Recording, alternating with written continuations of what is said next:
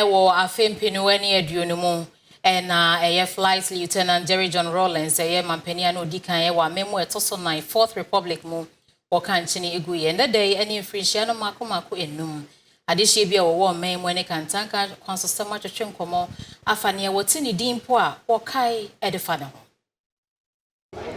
Rawlings de say ye boni dia ne ya me ye papa ba ko no na ade a me de kai no am prempren se me hu a na me hu sumiti eye because of na oye sojeni on soldier for the so mutie it is soldier for the amamo so a eye na hopopo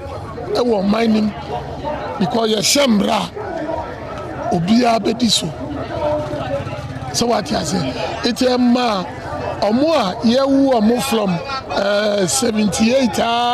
ba bedu 90 no na discipline wo so what you say na man so ama slow wom enti obi anye basabasa sa do na nipa ba ko mieni bi wo ho a omo ye basabasa be na anye easy because at that time no yensa so mu ayemfa ho nchew but in the how come because of democracy democracy na ye na nyese democracy ni ntimete se me da se abrewa na wa ma okra so nti edi enya ama youth ni bebre so na di esisi eti Rawlings die se Afia na se na ya kase wenya 5 years dia onyankopon onfa ne kransie baby papa Calma Bani Rawlings am say Africa so to kwani niam bi esi o mabani ko fa Ghana for ne Amoah ko e ba dibede no na me kan Bani Rawlings de meka bi ba tanye ni nyina na se me dan metumi aka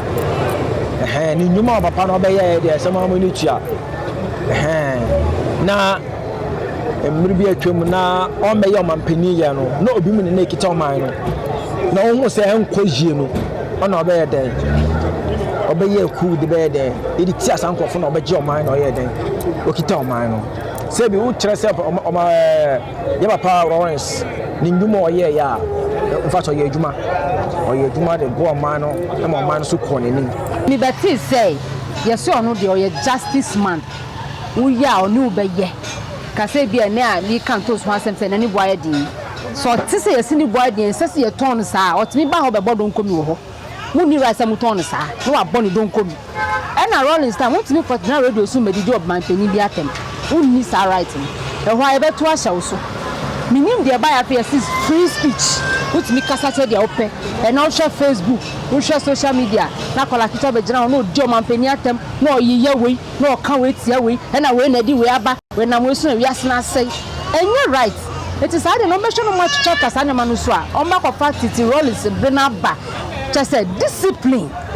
Rawlings time na ya discipline who ni say